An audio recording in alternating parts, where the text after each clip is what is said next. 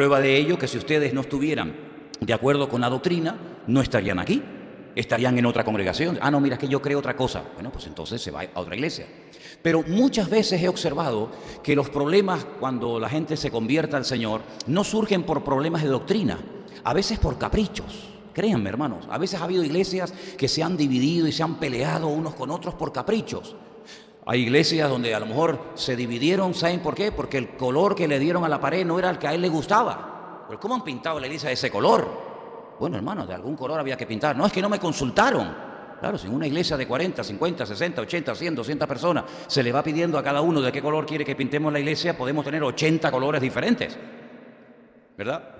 Pues ha habido iglesias que se han dividido porque resulta de que el pastor, junto con otros hermanos, un día decidió pintar la iglesia, que por cierto, los que protestan muchas veces ni venían a pintar.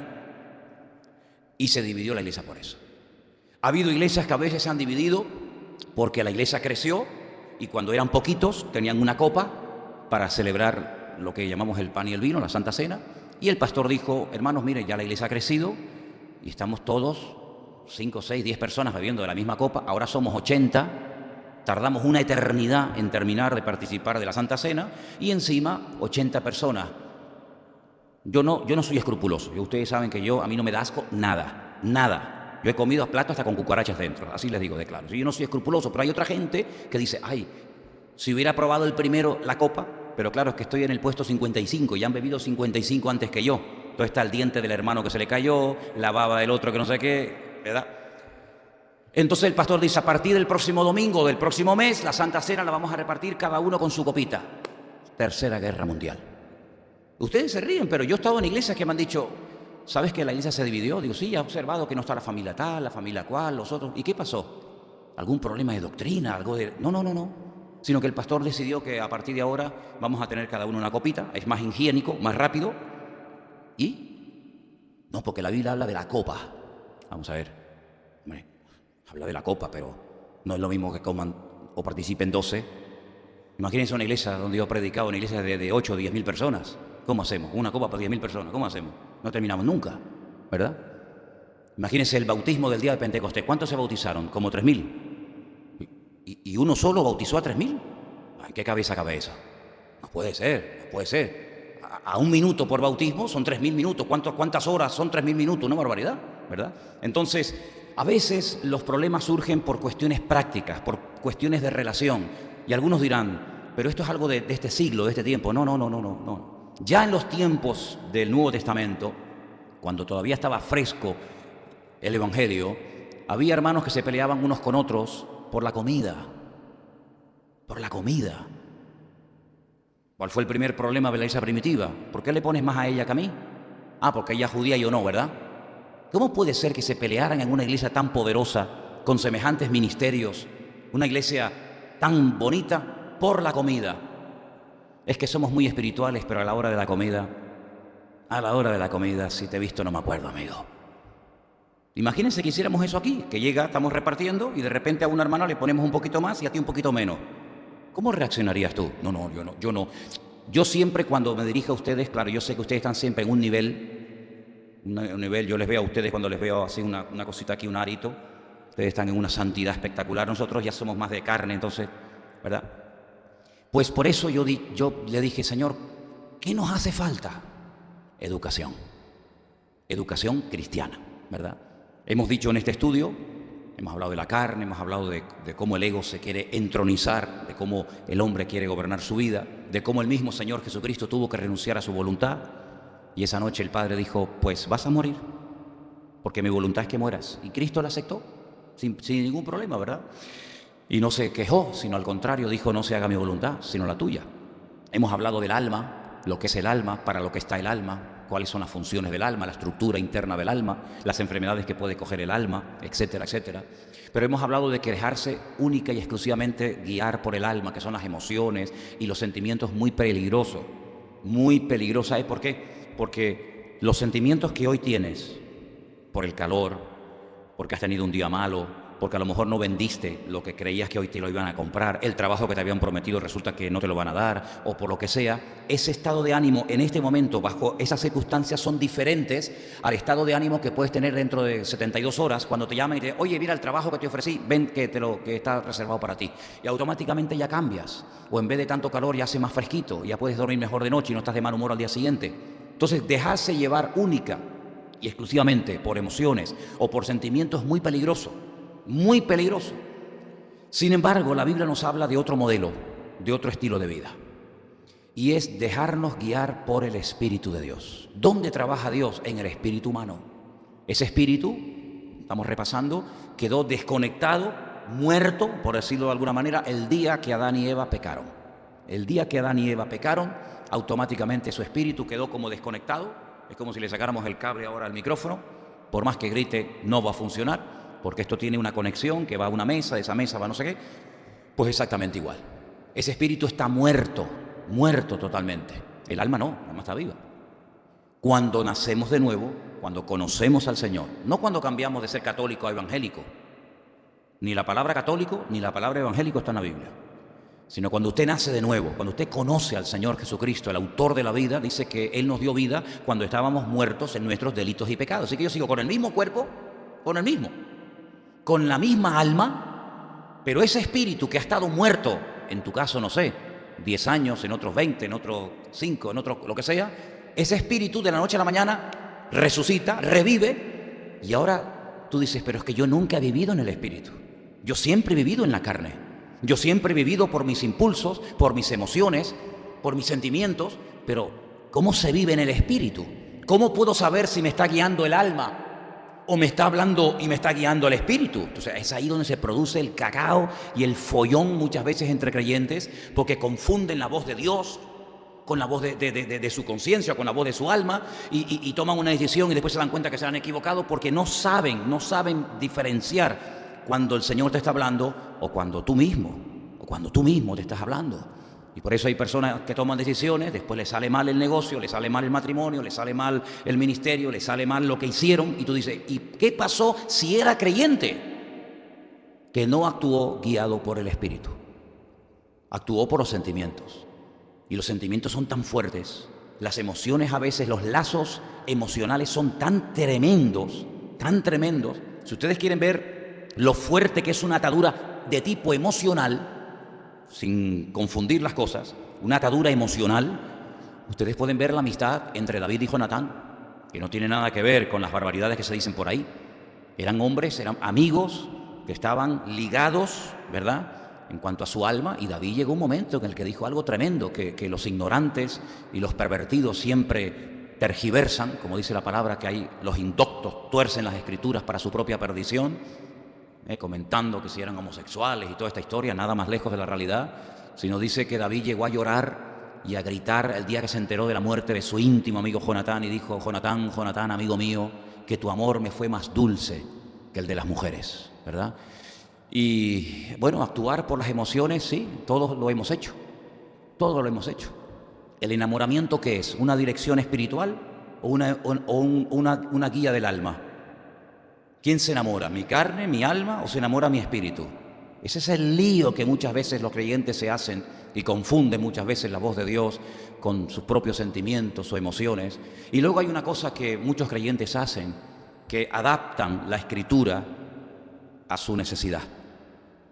Es que la Biblia dice, pero solamente se acuerdan de lo que dice la Biblia en lo que les interesa, no en otros textos que ni siquiera los quieren mencionar, ¿verdad? Y entonces la Biblia nos da el consejo, valga la redundancia, de buscar consejo. Buscar consejo.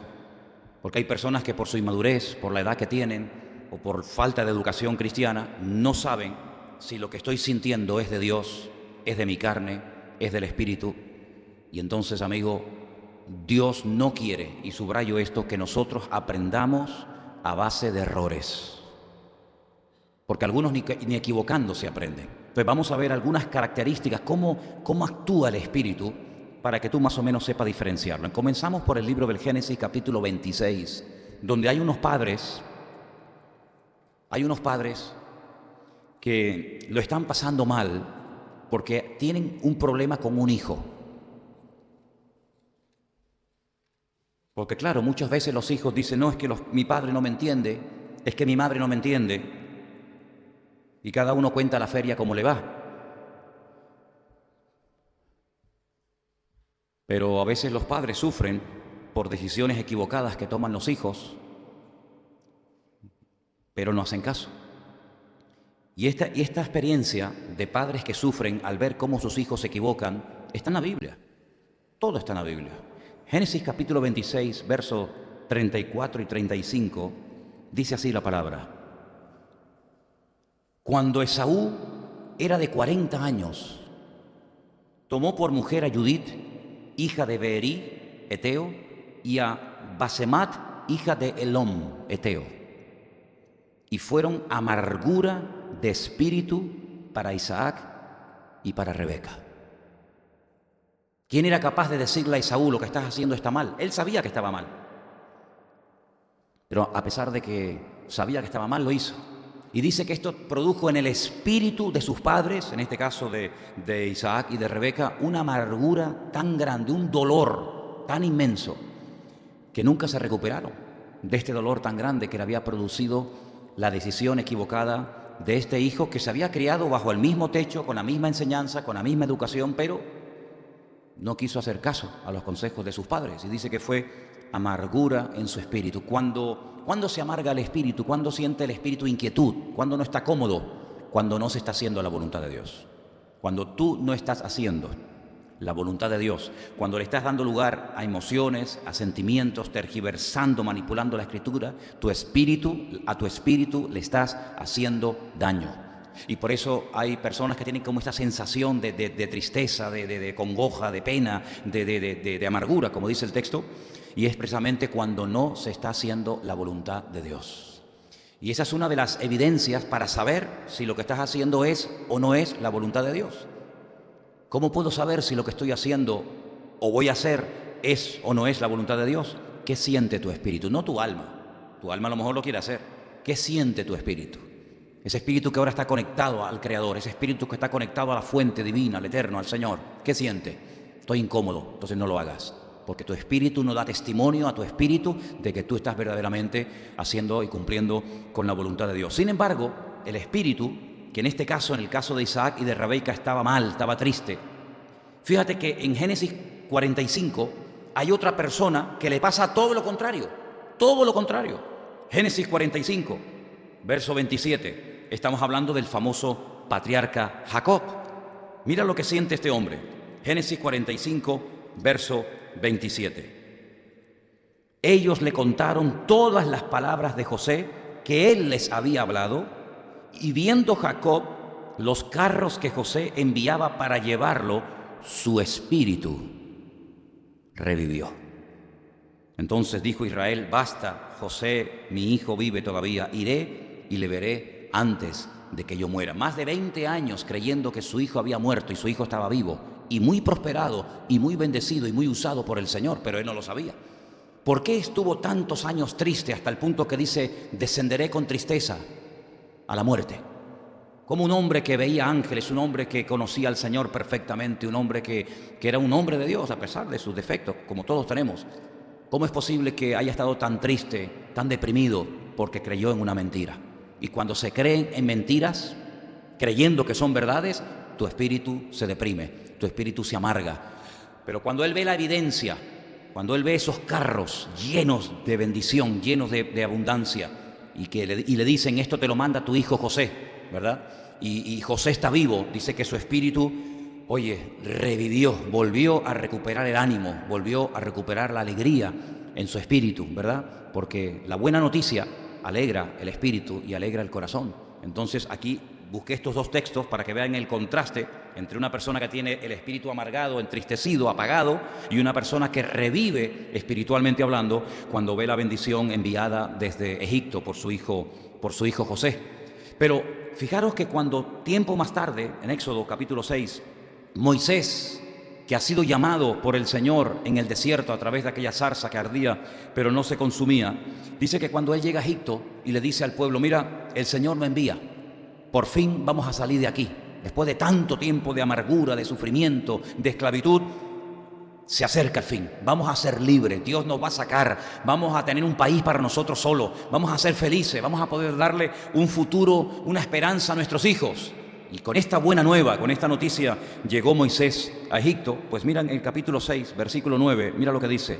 De esta manera habló Moisés a los hijos de Israel, pero ellos no escuchaban a Moisés a causa de la congoja de espíritu y de la dura servidumbre. Es decir, sí, las noticias son muy bonitas, el futuro es maravilloso, pero nuestra realidad presente nos impide aceptar esta buena nueva como Jacob la aceptó y fue a Egipto.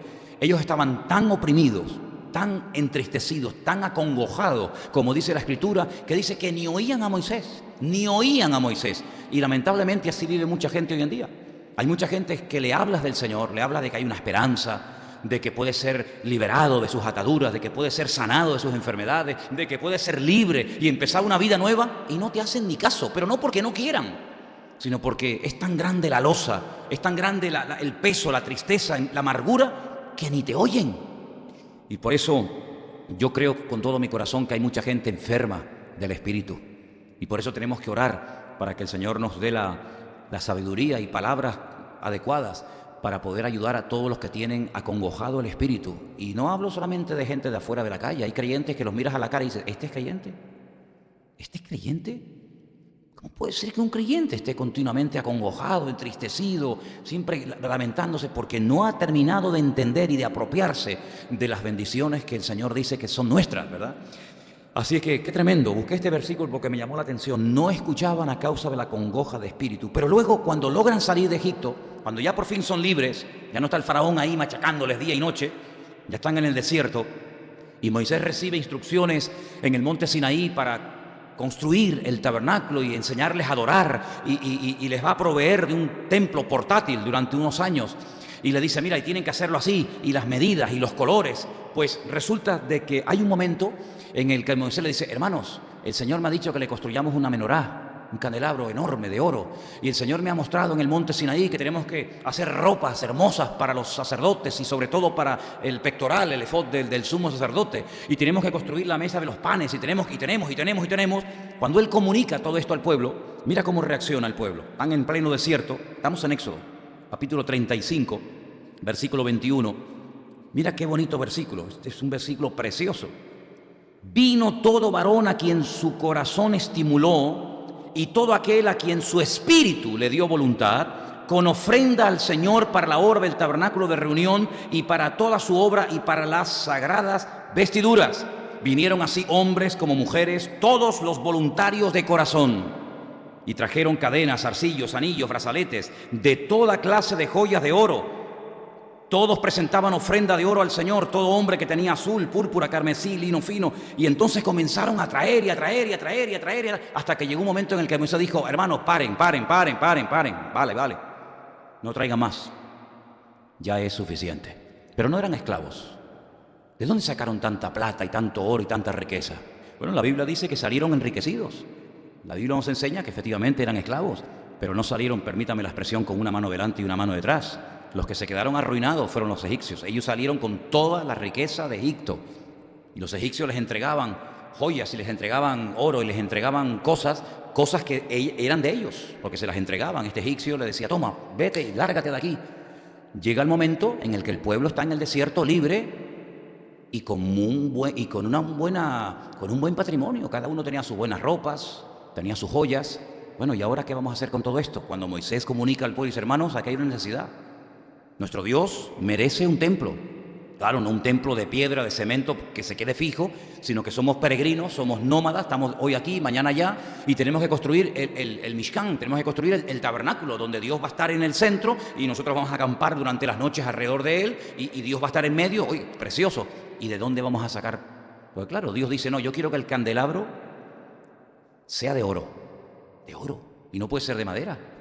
No, de oro. Y quiero que la mesa de los panes sea de madera de acacia, pero me la forran de oro. Y quiero que el arca de la alianza me la forren de oro por dentro y por fuera. Y quiero que al sacerdote, al sumo sacerdote, como ese maniquí que tenemos ahí en la entrada, le pongan 12 piedras preciosas, jacintos, rubíes, diamantes y tal. Bueno, ¿y de dónde vamos a sacar todo esto? Dios nunca va a pedir nada que tú no puedas hacer. ¿Cuántos dicen amén? ¿Para qué les va a pedir oro si no tienen? ¿Para qué les va a pedir que sean generosos si no tienen nada para dar? Cuando Dios te pide algo, es porque sabe que Él ya te lo dio antes, para que cuando Él te lo pida, se lo entregues. ¿Quién le dio el hijo a Abraham? ¿No se lo dio el Señor? ¿Oraron? Gente mayor, gente ya con casi 90 y pico, 100 años de edad. El Señor sanó a su mujer, a Sara. El Señor bendijo a Abraham. ¿Fueron padres? ¿Quién te lo dio? Dios. Y como es mío, ahora quiero que me lo entregues en sacrificio. Hermanos, así de claro. Ellos no dijeron, no, vamos a ver, yo salí de la esclavitud, pero yo llevo mi dinerito ahorrado para que cuando yo llegue a la tierra esa que tú dices que Dios nos va a entregar, yo tenga un dinero para construir mi casita, para comprar mi finca, para comprar mis gallinas, mis vacas, mis animales. Por lo tanto, yo no puedo estar ahora aquí, dale y dale y dando y dando y dando. Dice la Biblia que el Señor tocó el espíritu del pueblo y comenzaron voluntariamente a ofrendar y a ofrendar y a ofrendar hasta el punto, como les acabo de decir, que Moisés dijo, hermanos, ya sobra, es suficiente, no hace falta que traigan nada más. ¿Puede pasar eso entre nosotros hoy en día? Se ve que no, porque no contestaron amén. ¿Puede pasar eso hoy en día en una iglesia, por ejemplo, como esta? Yo nunca lo he visto. Ustedes dicen que sí, yo lo creo, pero yo no lo he visto. Yo nunca he visto que se pide una cosa y venga. Hermano, no traigan más. Yo sé que todos lo creen, pero nunca lo hemos hecho, nunca lo hemos visto. ¿O usted lo ha visto? ¿Usted está en una iglesia donde se ha dicho, hermanos, ya no hace falta que traiga nada más? Yo no lo he visto. ¿Que existe? Sí. ¿Que hay casos en la historia? Sí. Pero que nosotros no lo hemos hecho, tampoco. Entonces vemos que cuando una persona está bien delante del Señor, no tiene ningún problema en desprenderse de lo que Dios le pida, porque entiende que Dios te ha dado previamente para que tú puedas cumplir con lo que Dios está pidiendo en tu vida. ¿Cuántos dicen amén? Ahora, hay una cosa, y esto es muy, muy importante. Yo no sé hasta dónde vamos a poder avanzar, porque miren todo lo que tengo aquí. Aquí tengo tela marinera para estar 3 meses hablando, y me voy la semana que viene. No sé hasta dónde llegaré. Pero aquí hay una cosa que yo lo he llamado transmisión de espíritu. Transmisión de espíritu. ¿Eso qué significa? Eso significa que si un hombre y una mujer se unen y ella queda embarazada de ese hombre y tiene un hijo o una hija, ese hijo que nace, esa niña que nace, genéticamente, si se hiciera una prueba, se demostraría que ese niño o esa niña es hija de estos señores. En un 99,9% las pruebas que se hacen hoy en día demuestran si eres o no eres hija o hijo de ese matrimonio. Pero, ¿y espiritualmente? ¿A quién te pareces tú? Espiritualmente, ¿a quién nos parecemos? Se puede también transmitir no solamente la parte genética, sino se puede transmitir la parte espiritual, más de lo que te puedes imaginar, más de lo que te imaginas. Nosotros no solamente somos el resultado de esa educación que hemos recibido, si es que se recibió, o de ese ambiente en el cual te criaste, sino que nosotros también somos el resultado, espiritualmente hablando, de la persona que te pastoreó, de la persona bajo la cual estuviste, bajo tu cobertura espiritual. ¿Cuánta gente ha estado en manos de brujos, de santeros, de curanderos, de adivinos, etcétera, etcétera, y traen toda esa basura en su vida, ¿verdad? Y después tienen que ir despojándose, desprendiéndose. Que dicho sea de paso, si alguna persona ha estado aquí, o fuiste un día queriendo sin querer y encima pagaste a curanderos, adivinos, astrólogos, a echadores de cartas, tarotistas, etcétera, etcétera, pues algún día tendrás que arreglar ese área, algún día tendrás que cerrar esa puerta que un día abriste, ¿vale? En fin. Pero hay un pasaje en la Biblia donde dice que Moisés está en el desierto tratando de atender al mayor número posible de personas y llega de visita a su suegro, un tal Jetro, que se había quedado con la esposa de Moisés esperando a que éste saliera de Egipto y fuera a la tierra prometida, y de repente llega la visita y le dice, mira, tu suegro te acaba de venir a visitar, sacerdote de Madián, y viene con tu esposa y viene con tus hijos. Y entonces dice la Biblia que Jetro empieza a observar un día normal y corriente en la vida de su yerno, en la vida de Moisés, y se da cuenta de que Moisés se levanta muy temprano en la mañana, se acuesta muy tarde a la noche, y la intención de Moisés es atender, claro, vamos a ver, él no solamente tenía que enseñar la ley, que la gente no la conocía, sino que además tenía a veces que solucionar problemas de que este se peleó con este, el otro se peleó con el otro, que la cabra me la robó, que el niño me rompió no sé cuánto, y era todo un lío de atender a casi 2 millones de personas. ¿Saben, hermanos, lo más difícil en esta vida? ¿Saben lo que es? Trabajar con gente. Eso es lo más complicado. Porque hay gente que son peor que los niños pequeños. Y sobre todo la gente que ya se creen que han llegado a un cierto nivel, peor que niños pequeños.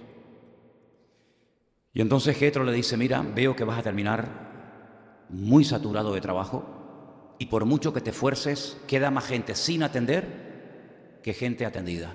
Y en Números capítulo 11 quiero llevarles para que vean qué interesante este pasaje y la solución que Dios da a este problema. Números capítulo 11, versículo, vamos a leer si queréis, desde el 14. Miren las palabras de Moisés. Es Moisés aquí hablando, Números 11, 14, ahí está. No puedo yo solo soportar a todo este pueblo. ¿Verdad has dicho, Moisés? De verdad que sí. Que me es pesado en demasía. Moisés dice, yo estoy harto ya. Cuando no es una cosa es otra, cuando no es Pepito, Juanito, cuando no es una cosa es esto, cuando no es el niño es la mujer, cuando no es la viuda, cuando no es el perro, cuando no... Dice, yo no puedo, esto es una pasada aguantar este pueblo. Bueno, pues entonces él expresa su pesar, dice, y si así tú lo haces conmigo, yo te ruego que me des muerte. Es que Moisés llegó al punto de decirle a Dios, quítame la vida, yo no aguanto más. Esto no es vida. Es que aún no me he levantado y ya me están buscando. Y estoy durmiendo y me están despertando. Y cuando... Dice, quítame la vida. Igual que Elías, ¿se acuerdan que Elías también le pidió al Señor, quítame la vida, ¿no? Si he hallado gracia en tus ojos y que no vea yo mi mal. Moisés veía que iba a terminar loco como una cabra, ¿no? Dice, Señor, quítame la vida.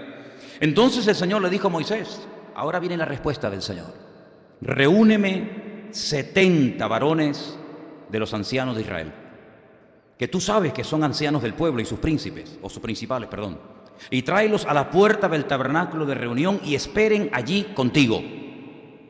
Mira, cuando tú no sepas qué hacer, si no sabes qué hacer es porque tú no has buscado la voluntad de Dios. Porque cuando uno busca de Dios, por muy cerrada que esté la puerta, por muy difícil que esté la situación, por muy harto que estés, cuando tú buscas a Dios y le dices, Señor, yo tengo esta necesidad, yo tengo este problema, yo tengo esta situación, el Señor siempre, siempre te va a contestar. ¿Cuántos dicen amén? Yo lo creo con todo mi corazón. Cuando nos agobiamos, cuando nos ponemos nerviosos, cuando parece que perdemos la paz, cuando no sé qué, es porque no estamos esperando en Dios. Porque Moisés llegó a un punto que dijo, yo no aguanto más, Señor, quítame la vida. Pero el Señor le dio respuesta. Se ve que el hombre oró, se ve que el hombre buscó la respuesta del Señor y el Señor le respondió. Así que antes de ir a los pastores, antes de ir a los hombres, vete a Dios. Consúltale a Dios, estate un ratito quieto en la presencia del Señor. Apaga la tele, deja el móvil, deja el ordenador, estate un momento quieto en la presencia del Señor. Que por cierto, yo creo que sería muy bueno, Anderson, a partir de los próximos campamentos, eliminar 100% los móviles. Sinceramente, creo que en un campamento cristiano los móviles tienen que estar prohibidos.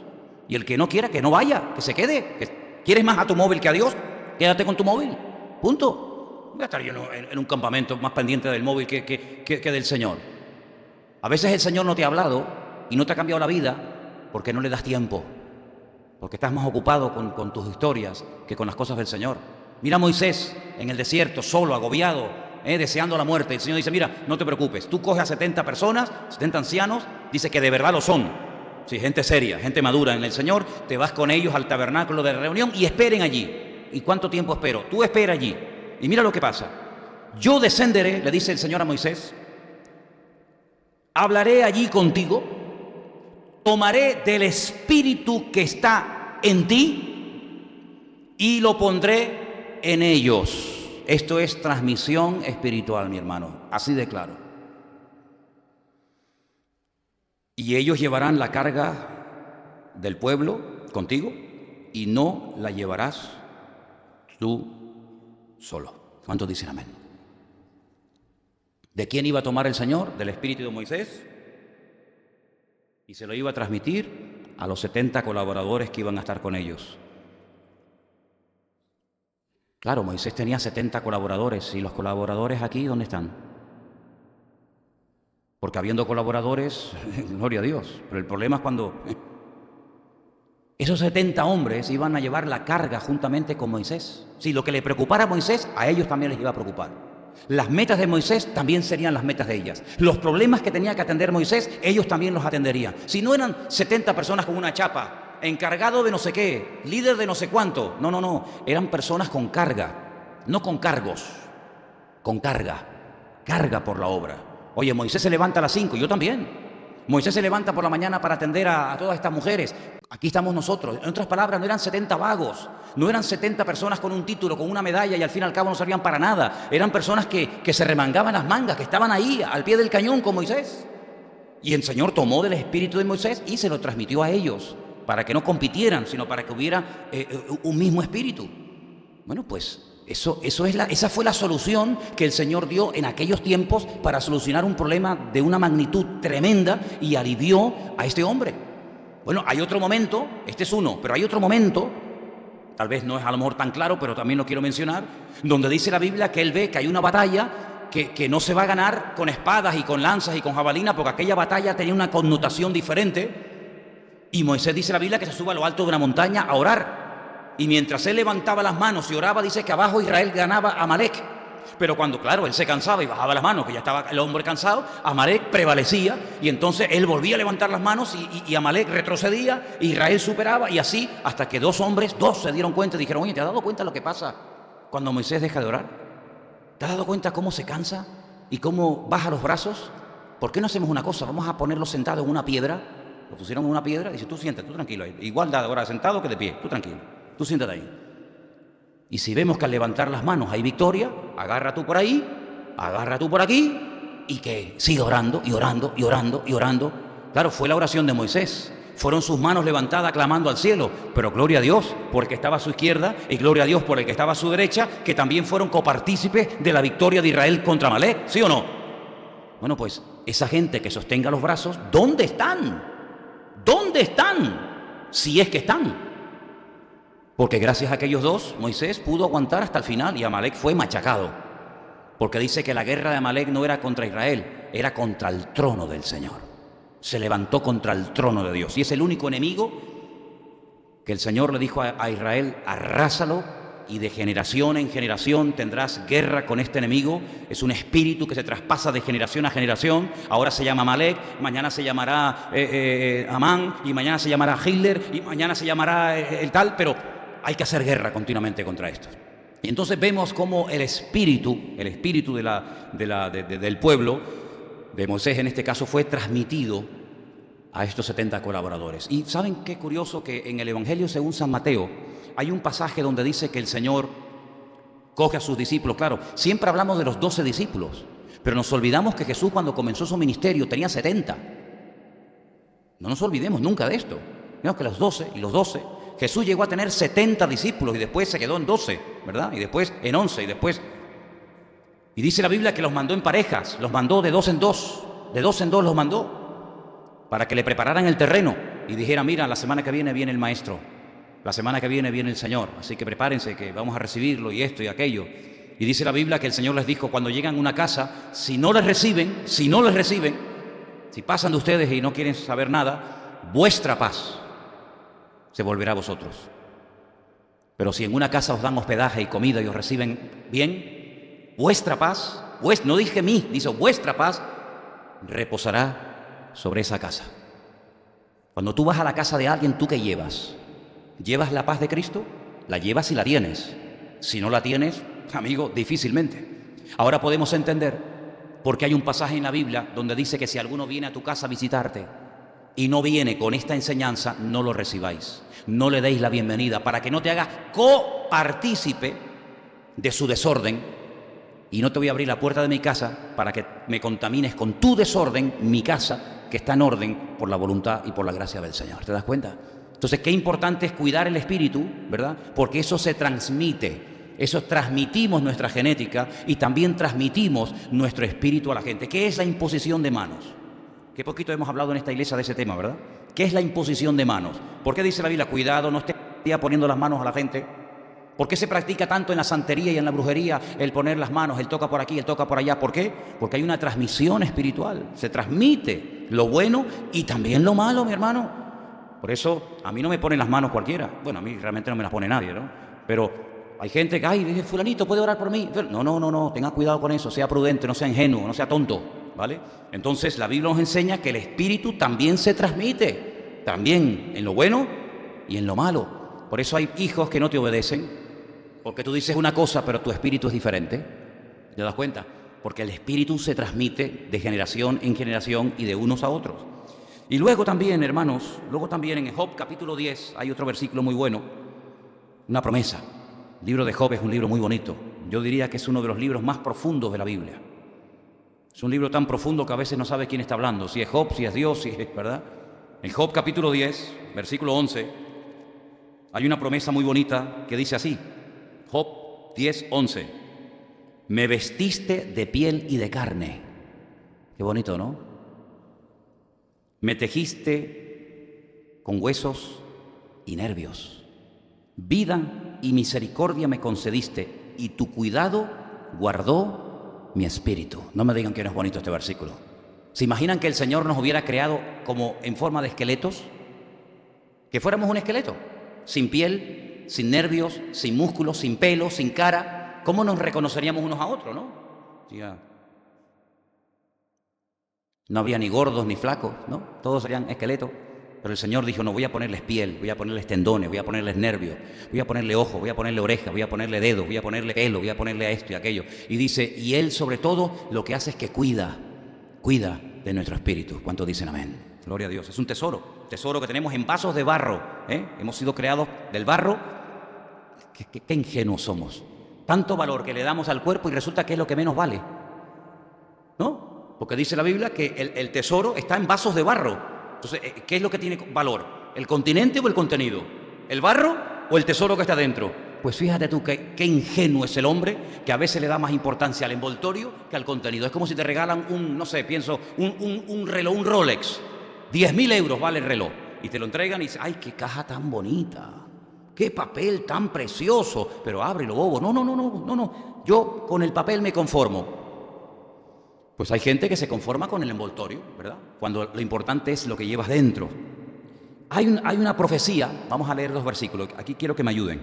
Quiero pedirle a alguien que me busque en el Salmo 31:5 y otra persona, el cumplimiento de dicha profecía, Lucas 23:46. Repito, Priscila, por ejemplo, Salmo 31:5 y Lucas 23:46.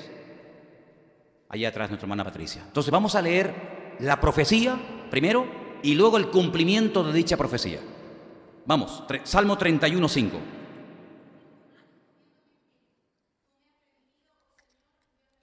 En tus manos encomiendo mi espíritu.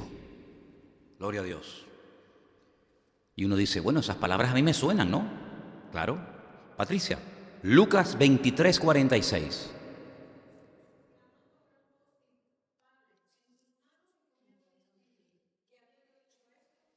¿Cómo sabía el Señor ese salmo, eh? Él sabe que está a punto de morir, ya está en los últimos segundos de vida. Con mi cuerpo hagan lo que quieran.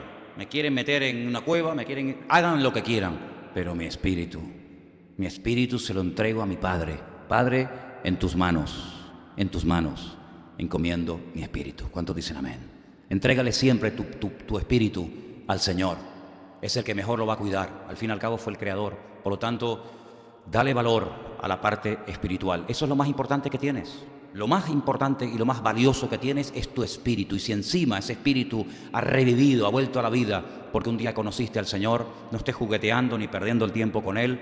Ya estuvo mucho tiempo aparcado y dormido, y ahora que está vivo, entrégalselo cada día al Señor. Vamos a leer 2 versículos más y por hoy concluimos este estudio. Salmo 51, 17. En el Salmo 51, el verso 17, encontramos también una referencia muy interesante acerca del espíritu, este tema que estamos hablando en esta noche. Dice así: los sacrificios de Dios son el espíritu quebrantado, y al corazón contrito y humillado no despreciarás tú, oh Dios. Esta gente que se flagela, que se crucifica, que van de rodillas cargando pesadas cruces, ¿dónde dice la Biblia que hay que hacer eso? ¿Es eso lo que Dios pide? No. Venid a mí, los trabajados y cargados, que yo os haré descansar. ¿Cuál es el sacrificio, por decirlo de alguna manera, que Dios exige o demanda de nuestra vida? Pues aquí lo dice, Salmo 51 y 17. Los sacrificios de Dios, ¿qué es? El espíritu quebrantado. El espíritu que se deja tratar, el espíritu que se deja moldear por el Señor. Ese es el sacrificio que Dios acepta. Así que otras cosas no tienen absolutamente nada que ver, porque además el Señor ni las pide. Quebrántate espiritualmente hablando. Dice la Biblia, hay otro versículo muy bonito, no lo tengo aquí, pero lo recuerdo, que dice que Dios habita en la altura y en la santidad. ¿Lo habéis leído ese versículo? Está en Isaías, tremendo. Dios habita en la altura y en la santidad y con el quebrantado y humilde de espíritu. Eso lo dice en el libro del profeta Isaías, un versículo extraordinario. Y el último texto que quiero que leamos, y ya empezaríamos en el libro de Proverbios, que está lleno de referencias al espíritu. Tenemos en el Proverbio capítulo 15, versículo 13, algo muy interesante, algo muy interesante. Yo siempre he dicho que no toda enfermedad es consecuencia de una situación mala espiritualmente hablando, pero algunas veces sí, algunas veces sí. Quiero dejar esto bien claro porque por ahí hay pastores y predicadores e iglesias que dicen, bueno, el que está enfermo es porque está en pecado. No, eso no dice la Biblia. Eso es lo que dice usted, que por cierto es mentira. Hay personas que se enferman porque han pecado. Hombre, por supuesto. Vamos a ver, una persona que ha llevado una vida de desorden, una persona que le ha dado lugar a cosas prohibidas en la palabra de Dios, hombre, no te sorprendas si en un momento determinado puedes contraer una enfermedad o puedes tener una parte del cuerpo, un miembro de tu cuerpo afectada debido a ese desorden que en un momento determinado existió y hubo en tu vida. Pero no significa que toda persona que está enferma es porque está en pecado, porque no, cuidado. La Biblia nos enseña que incluso había a veces compañeros de Pablo que enfermaban, ¿vale? Y el mismo Pablo también enfermaba. Y gloria al Señor, que tenemos un médico divino, pero a veces los cuerpos se van deteriorando y sabemos que hay promesas y todo eso, y de algo habrá que morir, digo yo, ¿no? O todos se quieren ir al cielo y nadie se quiere morir. Claro, qué bonito. ¿Cuántos quieren ir al cielo? Amén. Pero al cielo, a menos que el Señor venga, se va después de muerto. ¿Sí o no? Entonces, ¿usted quiere ir al cielo, sí o no? Entonces tendrá que morir. Pero dice aquí en el Proverbio 15, versículo 13, lo siguiente. El corazón alegre hermosea el rostro. Entonces no tiene nada que ver con el colorete, ni la pintura, ni el rime. No.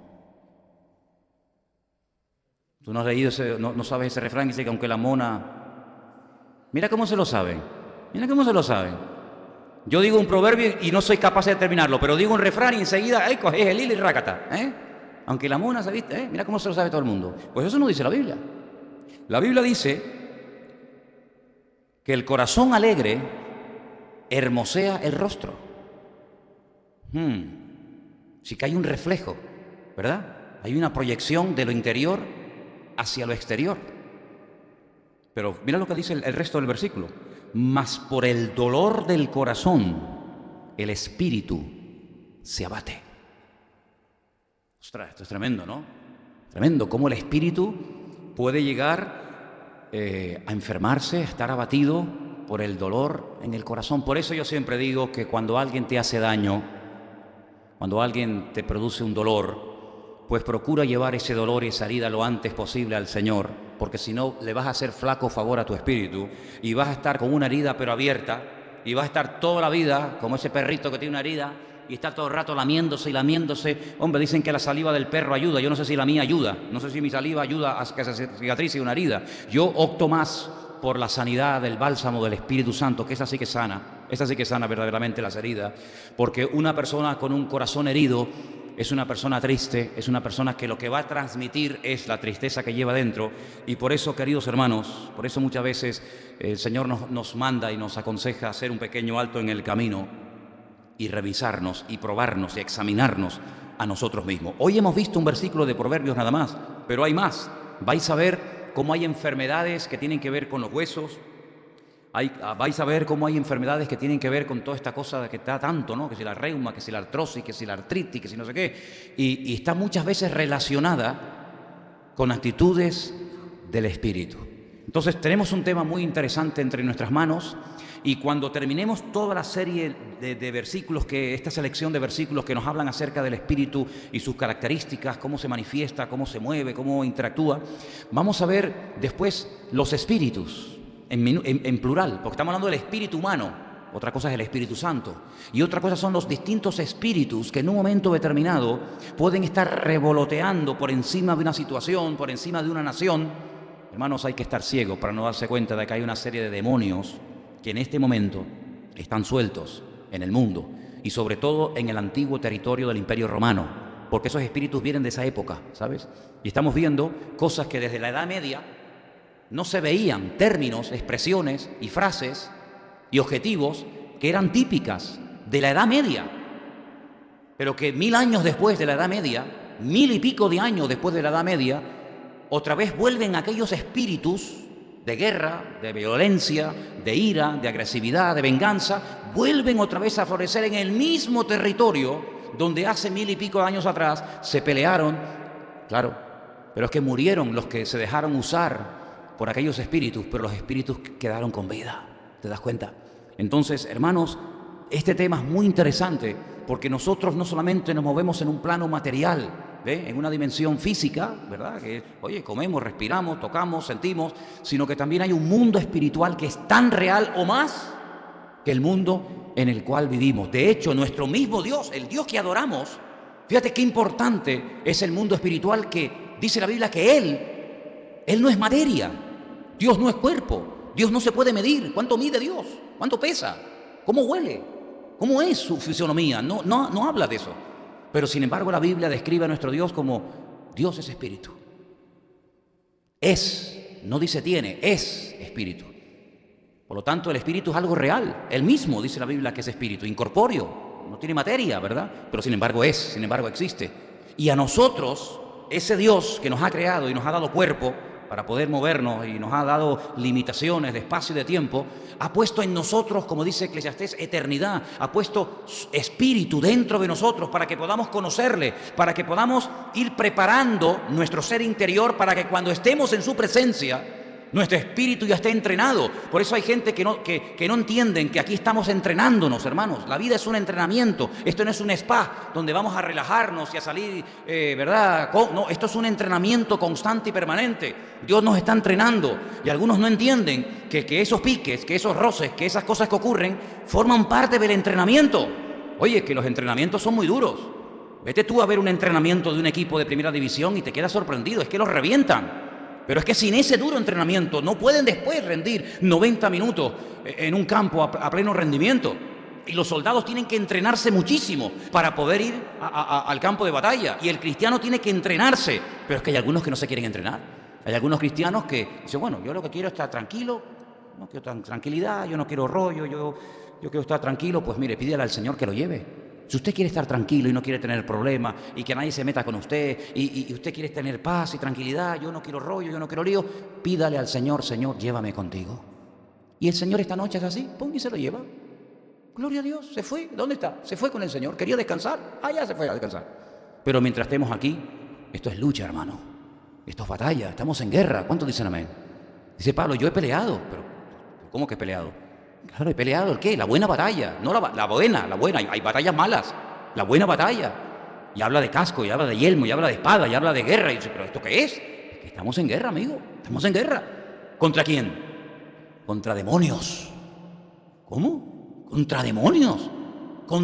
No demonios de estos mequetrefes, de estos arrugados, así todo feo, ¿no? Como este de... No. Principados. ¿Y de dónde viene la palabra principado? De príncipes.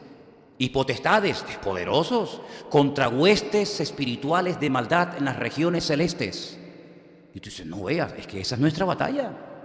¿Usted sabe pelear esa batalla? ¿Qué armas está usted utilizando? Claro, ellos juegan con una ventaja, entre comillas, que ellos nos ven a nosotros. Pero a nosotros no nos hace falta que le veamos, porque nuestro capitán, nuestra autoridad los ve perfectamente. Y nos revela y nos muestra las cosas, ¿verdad? Acomodando, como dice la Biblia, lo espiritual a lo espiritual, lo material a lo material. Y por eso queremos, en esta última parte de este estudio de educación cristiana, hablar acerca del espíritu. saber movernos en el espíritu. Ya en la carne ya sabemos movernos, y en la mente y en la experiencia, movernos en el espíritu, ¿verdad? Y quiero que oremos en esta tarde, porque este estudio no ha hecho más que comenzar, pero vamos a ver, Dios mediante, el domingo, que tenemos otra oportunidad. Bueno, tengo aquí cantidad, hermano, cantidad. Yo no me rasco la panza, sino estoy todo el día buscando por aquí, buscando por allá, y este versículo y el otro versículo. Y solamente permítame, ya de verdad, para terminar, decirle, mira, si nosotros no le damos lugar al Espíritu de Dios en nuestra vida, esta lista que tengo aquí, que está en la Biblia, esto no me lo inventé, esto está en la Biblia, esto está al lado de cada espíritu, hay un versículo, 1 o 2. Espíritu de celos. ¿La ha leído esto alguna vez? Espíritu de celos. ¿Y cómo reconozco yo que un espíritu de celos me está molestando? ¿Cómo se hacía en la Biblia cuando un marido estaba celoso de la mujer? ¿Alguien sabe? Hay un capítulo entero que dice, ¿usted tiene celos de su mujer? ¿Usted desconfía de su marido? Podemos hacerlo en la iglesia, si es bíblico. Podemos hacerlo. Si es que era lo que se hacía. El problema es cuando en las iglesias se mete la psicología. Y la psicología es para el mundo, no es para la iglesia. ¿Usted tiene celos de su marido? ¿Usted cree que su mujer le está engañando? Venga, vamos a hacer lo que dice la Biblia y vamos a esperar 10 minutos. A ver qué pasa. Y en la Biblia, cuando pasaban una serie de cosas, decía, es verdad, no son sospechas, es verdad, eso está en la Biblia. ¿Por qué no se hace en las iglesias? Yo qué sé, esto está en la Biblia. Espíritu de celo, espíritu de mentira. Está en la Biblia, mencionado. ¿Dónde? Primera de Reyes 22:22. Espíritu de mentira. Espíritu de sueño. Este abunda mucho, Este está... Que duerme este tío, Tiene espíritu de sueño, ¿Dónde está el espíritu de sueño? En Isaías. También está. Espíritu de fornicación. Una lujuria constante y permanente, constante y permanente. Se te van los ojos, de noche, de día, cuando duermes, cuando descansas. Una lujuria espectacular. En el caso de que sean una mujer, que también las hay, se llama espíritu de Jezabel. Ay, amigo, desprende una sensualidad que tú dices, ¿cómo esta niña de 13, 14 años, esta mocosa, desprende una sensualidad? ¿Dónde aprendió esto? ¿De dónde le viene esto a esta mocosa? Se llama espíritu de Jezabel. En las iglesias así. Y generalmente persiguen a los pastores.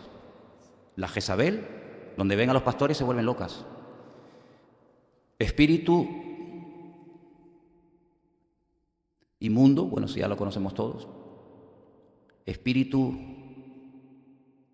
dice aquí de inmundo, sordo, mudo.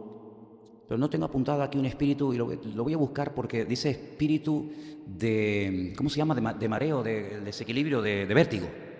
Espíritu de vértigo. Eso está en la Biblia. Sí, es que yo todo lo que hablo está en la Biblia. ¿Cómo discernir todo esto? Si nos movemos en un mundo espiritual, en mi familia, ¿qué espíritu es el que se ha movido? Porque claro, cuando se casa este con esta, este trae una herencia y este trae otra. Y ahora resulta... Ay, amigo, ¿qué te parece? ¿Cómo cortar eso? ¿Se puede cortar eso espiritualmente? Hay iglesias que no creen en esto. Así les va. Pero la Biblia nos habla acerca de que hay influencias de tipo espiritual. Tremendas, pero tremendas. Mira, yo tenía una maestra, una hermana, que me dio clases a mí en el seminario. Era de Venezuela. Lo que a mí esa mujer me enseñó, a mí en aquel momento me sonaba chino. Ella nos dio unas clases acerca de todo este tema del mundo espiritual y nos decía, vamos esta tarde a dar un paseo por la playa de las Canteras en Las Palmas y les voy a mostrar qué espíritus tiene la gente. A nosotros nos sonaba chino aquello. Íbamos por la calle y nos decía, miren a aquella persona, miren esto y esto que hace. ¿Te das cuenta?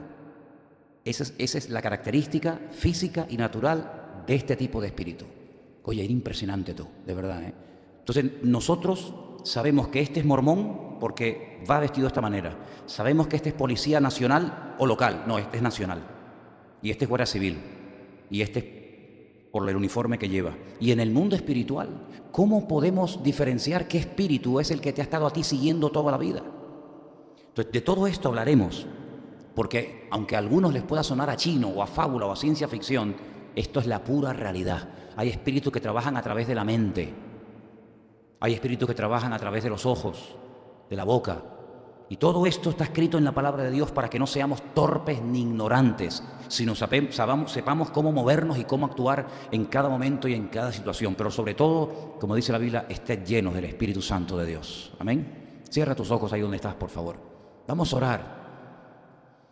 Yo creo sinceramente con todo mi corazón que en este país vamos a ver, aún lo peor está por venir. Les digo sinceramente, lo que hemos comenzado a ver hace unos días, eso es simplemente la punta del iceberg. Lo peor está por venir. El diablo tiene la artillería preparada y la iglesia no puede estar despistada ni entretenida en tonterías. Porque el diablo va muy en serio, porque sabe que le queda poco tiempo. El factor que más pánico le produce al diablo es la falta de tiempo. Y sin embargo, la iglesia dice que tiene que aprovechar el tiempo porque los días van a ser malos. Y por eso tenemos que orar, y quiero que ahora ores y le pidas al Señor, dame discernimiento espiritual. Porque Cristo le dijo un día a un discípulo de él, no a un pagano, a un inconverso, no sabéis bajo qué espíritu estáis hablando, hijos del trueno, ¿qué estáis diciendo? ¿Qué estáis diciendo? Estáis bajo la influencia de un espíritu inmundo y no os dais cuenta. Y estamos hablando de discípulos del Señor. Y a otro le dijo en otra ocasión, apártate de mí, Satanás. Es decir, a veces la forma como la gente habla, como la gente reacciona, es la evidencia de que en ese momento algo de tipo espiritual, por no haberlo neutralizado y frenado en el nombre de Jesús, actúa más de lo que te imaginas, más de lo que te imaginas. Por eso, Señor, queremos en esta noche pedirte, danos discernimiento espiritual. Danos luz a través de tu palabra para saber discernir como tú lo sabías, Señor, en cada momento y en cada situación, quién me está dirigiendo, bajo qué influencia me encuentro, Señor. Sabemos que vivimos en un mundo que te ha dado a ti las espaldas, Señor, donde se mueven los demonios de una forma tremenda y los políticos torpes e ignorantes no saben cómo actuar frente a toda esa realidad espiritual. Pero, Señor, en el nombre de Jesús, si todavía tú nos tienes aquí, es para que seamos luz, para que iluminemos en medio de tanta oscuridad y tanta tiniebla que hay, y para que seamos sal, protección, Señor. Y en el nombre de Jesús, despiértanos para que podamos hacer la labor para la cual tú un día nos asistes a nosotros, que podamos correr de tal manera que podamos, Señor, asirnos de aquello para lo cual un día tú nos llamaste, Padre. Quita la torpeza, quita, Señor, esa ceguera espiritual que impide, ese velo que impide, esa escama de los ojos que tienen que caer en el nombre de Jesús, para que podamos ver las virtudes de aquel que nos llamó de las tinieblas a su luz admirable. Aleluya.